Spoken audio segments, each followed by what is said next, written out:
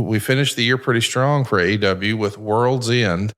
I thought it was a really fun pay-per-view. I enjoyed the show. And when it was all said and done, we found the big reveal. Who is the devil? It is, in fact, Adam Cole. You and I are recording on a Wednesday morning, so in advance of the Dynamite that, as you're listening to this, you saw last night. But what did you think of the big reveal that the devil is Adam Cole? I was good with it. You know, all those guys that you can see on your screen they all need to be booked. They all need to be utilized. And so that's where we are. So what you've got there, you get 5 guys that are all important to the company. They haven't had any strong, I don't want to say direction, but they haven't had an identity. So just gives 5 guys right there on the screen an opportunity to quote unquote get over. And all of them are good hands. They all deserve an opportunity. So run with the ball, fellas. That's what you got to do. And you know, when that reveal was done, because of his hair, I guess I didn't even recognize Wardlow. And Wardlow in that group is impressive. So you got to wonder, okay, without getting too premature, you got to wonder who's going to separate from the pack and spin out as a single star. Wardlow would get my money, but we'll see. We'll see how it works out. But it's a good opportunity to establish another faction, and I'm optimistic. I'm going to stay optimistic in that respect. I don't know what the game plan is, the booking strategy, and all that stuff is going to be, which is great for me. I'd rather not know. And so that's kind of where we are, man. It's kind of a unknown territory. So we'll see how it works out. I'm like I said, I'm optimistic for it. It seems like that AEW kind of ended the year with some momentum. Yep. Selling out the arena there on that they did, which is a great accomplishment. I talked to Raphael Morphy, just left the company for another job. He's going to be running the, I guess it's what is it, Barclays Center? Yeah, the Barclays Center in Brooklyn. Yes, sir. Yeah, so that's a marquee venue, and so he's going to be doing that. And there's been a lot of rumor and innuendo, as I like to say, Connie. But it is what it is. I'm optimistic, as I said. This whole thing's going to get over, and so we'll see how it works out. It's going to be an interesting journey for these fellas. And again, it provides opportunity for some really good in-ring talents to establish themselves and their game, how they perform, how they deliver. So it should be fun. It should be fun, and it's the end of a long story. That story was told for a long time, and so sometimes when you get in that situation, it's hard to live up to the hype. I think these guys can live up to the hype because they're hungry, they're talented, they're skilled.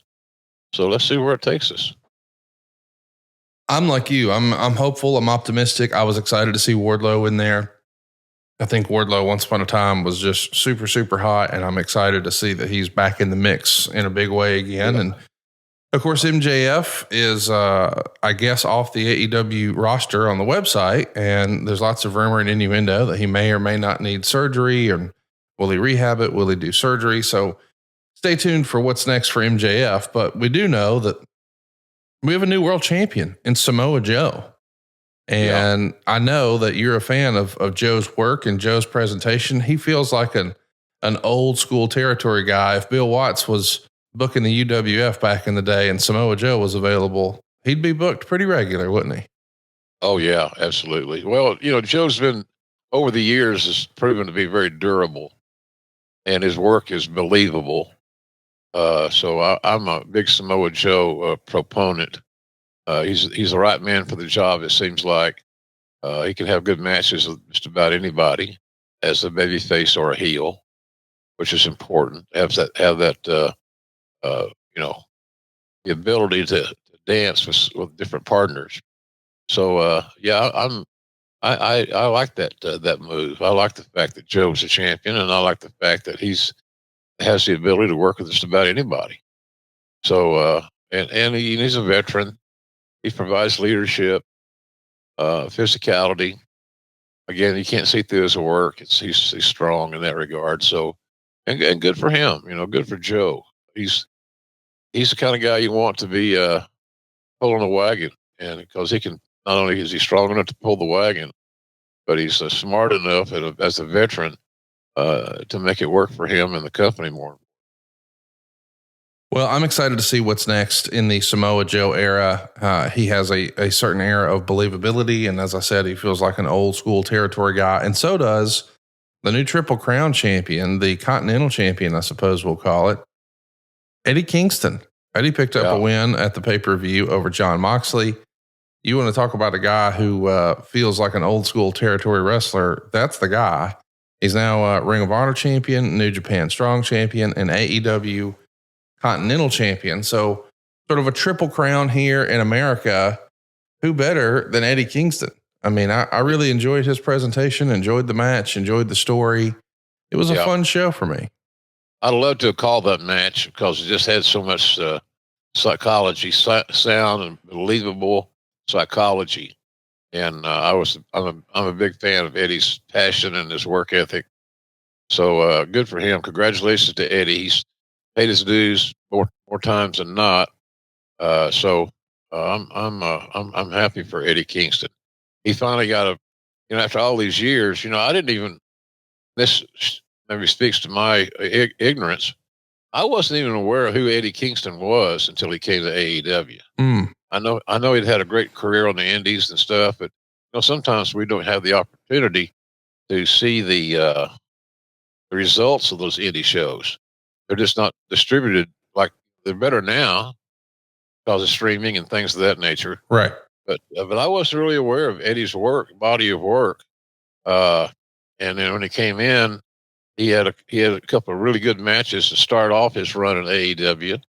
And so he's right place, right time. Good for Eddie. Let's see where this thing takes us. Should be a fun little ride, no doubt. He's just going to always give you the great passion. No bullshit. I think he's just absolutely a gem, GEM of a find, frankly. He's not an overnight sensation, obviously, but he certainly is deserving of advancement. And so hopefully he's going to do well. It's interesting. It seems like AEW is kind of resetting the table. Yep. Restarting, so to speak, maybe.